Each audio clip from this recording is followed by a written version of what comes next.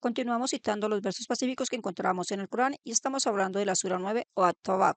Hoy vamos a hablar del verso 24. Presentaré alguna información en la Suna de Mahoma en suna.com y algunos comentarios en Qurans.com. El verso 24 literalmente dice: Di, si vuestros padres, vuestros hijos, vuestros hermanos, vuestros compañeros o vuestros parientes, la riqueza que habéis adquirido, el negocio en el que tenéis perder o las viviendas en las que os deleitáis, o son más queridos que Alá o su mensajero o el esfuerzo por su causa, entonces esperad hasta que él dicte la sentencia. Alá no guía a los rebeldes. Literalmente, si un musulmán escoge a sus padres, a sus hijos, a cualquiera de sus familiares e incluso sus negocios por encima de Alá, ellos pasan a ser personas que Alá las considera unos rebeldes. Eso es más o menos la interpretación que uno puede obtener al leer varios comentarios del Corán. Lo más peligroso aquí es, Alá dice que nada puede ser más precioso que él, que su mensajero, o luchar por su causa. Un musulmán debe seguir en todo lo que dijo Alá, debe seguir todo lo que dijo Mahoma. Ellos están por encima de su propia familia, sus propios negocios y sus bienes. Aparentemente no habría ningún problema allí, porque Dios debe estar por encima de las cosas terrenales, incluso de nuestras familias. El problema con el Islam es que Mahoma es el ejemplo a seguir para los musulmanes y muchos de sus ejemplos, muchos de sus comportamientos y de su vida realmente están lejos de ser un ejemplo para cualquier persona. Mahoma no es el ejemplo a seguir para la humanidad porque sus comportamientos están lejos de ser perfectos, están lejos de ser algo bueno. Ahora sí pasamos a ver qué nos dicen los comentarios del Corán. Como ya les había comentado en Qurans.com existen varios comentarios. Iniciamos por ese comentario del el primo, que es Ibn Abbas. Literalmente, si desea traducirlo, es más o menos un comentario de qué sucedió con respecto al verso, una explicación, digamos, pequeña. Es el comentario de qué pasó con aquellos que se les dio la orden de emigrar desde la Meca a Medina y ellos se aferraron, por así decirlo, a lo que tenían en su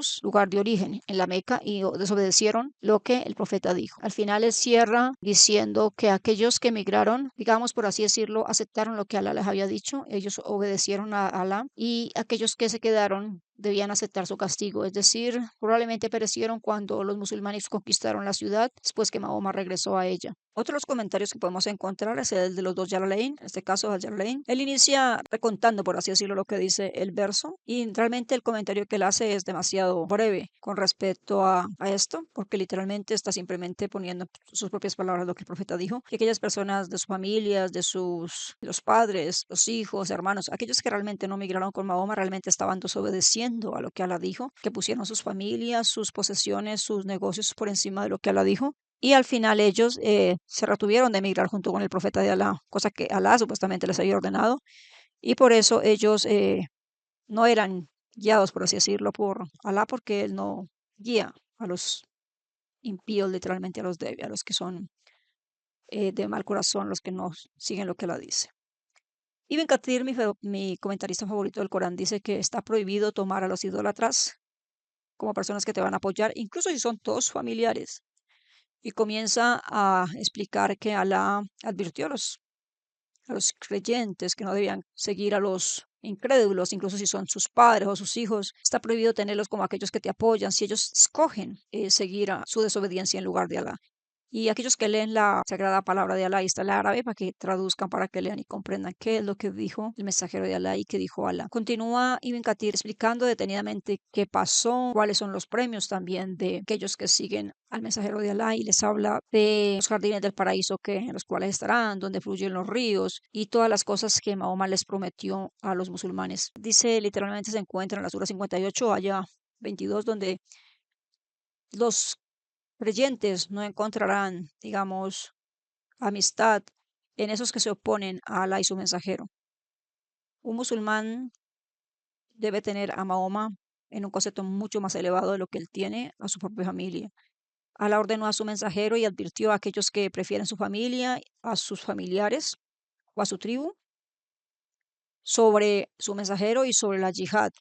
Incluso si los padres, los hermanos, las esposa, la riqueza, bueno, todo aquí vuelve nuevamente a repetir el verso que estamos leyendo. Digamos, ellos no son personas que creen en Alá y al final serán castigadas como dicen los comentarios y como también dice el propio Corán. Aquí hay un comentario de Imam Anmak y comienza a explicar, digamos, por así decirlo, cómo se aplica esto en esta situación. Pues sucedió en la época de Mahoma y la explicación es digamos, la aplicación que hicieron los musulmanes en la época en que Mahoma estaba vivo, en la época en que el profeta de Alá vivía. Y también nos dice que está, digamos, coleccionado ese dicho de Mahoma o los dichos de Mahoma al respecto en Sahih al-Bukhari, incluso en Abu Dawud, que son colecciones del mensajero de Alá, que uno perfectamente puede encontrar, por ejemplo, en Suna.com, donde están todas las colecciones de hadices del Islam. Al-Wahidi es una de las colecciones que se llama La Razón, que explica la razón por la cual los versos fueron revelados y más bien cuenta la historia que sucedió detrás del verso. Él comienza a explicar lo que sucedió cuando él se les ordenó a las personas migrar de la Meca a Medina, y algunos de ellos fueron hacia sus familiares, obviamente a pedirle opinión, a decirles que se le había ordenado migrar a Medina, y algunos aceptaron, digamos, la ordenanza dicha por boca de su profeta y se fueron. Y aquellos que, digamos, dependían o querían quedarse con sus familiares, sus riquezas, con lo que había obtenido allí en la ciudad, no lo hicieron. Esa fue la razón por la cual el profeta del Islam trajo o recitó la revelación que Alá le mostró con respecto a aquellos que se negaron a migrar. Y él dijo que aquellos que no migraron, pues obviamente son personas que no creen realmente y que no tienen fe. Ahora, eso de creer en Mahoma y creer en lo que Alá dice, esta relación se aparece muchas veces aquí en Suna.com, en la colección de hadices del profeta del Islam. Leo en Sahih Muslim, hadith 44b, donde Anas bin Malik reportó que el mensajero de Alá dice: ninguno de ustedes es verdadero creyente hasta que yo sea más querido para él que su hijo, su padre y toda la humanidad. Un musulmán no puede colocar a su familia por encima de Mahoma, ni siquiera a sus hijos. Eso se encuentra a lo largo de toda la Suna. Por ejemplo, lo podemos leer nuevamente en Sunan al-Nasai, Hadith 50:14, donde básicamente se repite la misma historia. Un creyente no es creyente hasta que Mahoma sea más querido que su familia, su riqueza o su propia gente. Sunan an-Nasai, Hadith 50:15, repite nuevamente algo similar. Dice que un musulmán no es creyente hasta que Mahoma sea más querido para él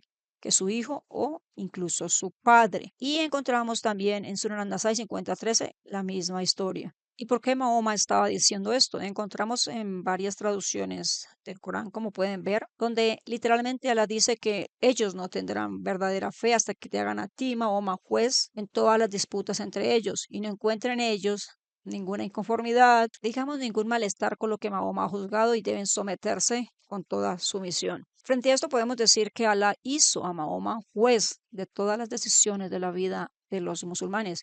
Y eso más o menos lo podemos encontrar en todas las traducciones que estamos viendo. Por ejemplo, en Karai, en Daribadi, un musulmán tendrá fe hasta que Mahoma sea el juez de todo lo que se le ha dicho que él ha juzgado, hasta que los musulmanes sientan en su corazón completo sometimiento a aquello que él ha dicho. Aquí no está diciendo que el musulmán debe someterse a todo lo que Alá ha dicho. Aquí dice que los musulmanes deben someterse de todo corazón a aquello que Mahoma dice, aquello que se ha decidido.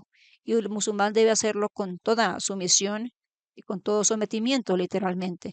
Y todas las traducciones del verso 465 más o menos están en la misma consonancia. ¿Por qué es peligroso esto? Ya les había comentado. De hecho, algunos ejemplos de Mahoma que un musulmán debe aplicar son bastante terribles y les voy a mostrar solo algunos de ellos. Un ejemplo de eso es la apostasía. Por ejemplo, Mahoma dijo claramente que cualquiera que cambie su religión, es decir, cualquiera que deje el Islam, debe ser asesinado. Y esto se encuentra a lo largo, literalmente, de toda la Sunna, especialmente en la colección de hadices de Sunan al-Nasai, es donde más se repite: quien quiera que cambie su religión, mátelo. Y esas son las palabras del profeta del Islam. Son palabras, y él también incluso lo puso en práctica en algunas ocasiones. Pero también encontramos enseñanzas que colocarlas en prácticas podían arruinar tu salud, que por ejemplo el hecho de beber orina de camella. Mahoma dice en el hadith que estamos viendo, que es el hadith 5686 de Sahih al-Bukhari, que las personas que estaban enfermas por problemas del clima, se les ordenó tomar orina de camella y leche. Y ellos lo hicieron. En la historia misma se encuentra la misericordia del mensajero de Alá cuando aquellas personas que tomaron la leche por alguna razón que no explica el hadith, tomaron las camellas del profeta y huyeron con ellas. Le avisó a Mahoma y él ordenó seguirlos y traerlos de regreso. Y luego de esto, el profeta del Islam le cortó sus manos y los pies, le sacó los ojos con piezas de hierro, y en algunos hadices dice que literalmente los dejaron muriendo en el desierto, como el que estamos viendo de Sunan an-Nasai, que dice les cortaron, los trajeron de regreso, les cortaron las manos y sus pies, les sacaron los ojos y los dejaron que murieran en el sol. Entonces, en este momento, cuando un musulmán aplica lo que Mahoma dice o lo que Alá dice con toda sumisión y con todo sometimiento a la voluntad de lo que ya ha sido juzgado, pues se puede convertir en un asesino y también puede perder su salud. Y aquí tenemos otro caso donde seguir literalmente lo que Mahoma y Alá han dicho puede convertir a una persona en un asesino y literalmente una persona que haga genocidio en contra del resto de la humanidad. Que tenemos el verso 3, perdón, el verso 110 de la Sura 3, donde Mahoma da la interpretación en este libro, que es el libro 65 de Sahih al-Bukhari, donde se aparecen los comentarios proféticos del Corán y encontramos también en el capítulo 7 de ese libro qué significa el verso 110 de la Sura 3. Y Mahoma explica en su hadith que ese verso que aparece aquí, dice que los musulmanes son digamos, las mejores personas levantadas para la humanidad. Ellos son los mejores para las personas cuando traigan a aquellas personas que no aceptan al Islam con cadenas en sus cuellos hasta que abracen el Islam. Es una enseñanza en la cual Mahoma y Alá les ordenan, tanto en el Corán, Sura 3, verso 110, como en este hadith, esclavizar a todos aquellos que no creen en el Islam. Por lo tanto, seguir a Mahoma y seguir a Alá con todo el corazón puede traer destrucción a la salud de las personas, a la vida de quien deja el Islam y a aquellos que lo rodean, aquellos que no creen ni practican lo que Mahoma ha dicho. Por eso el verso 24 de la Sura 9 es tan peligroso aplicarlo como aparece allí. Debes someter tu voluntad primero a lo que Allah dijo y segundo a lo que Mahoma dijo. Y los dos traen enseñanzas completamente opuestas contra la humanidad y completamente opuestas contra aquellos que escogen no seguir al Islam. Eso es lo que les quería comentar. Espero que no esté muy confusa la información. Por favor, dejen su comentario y nos vemos en otra oportunidad.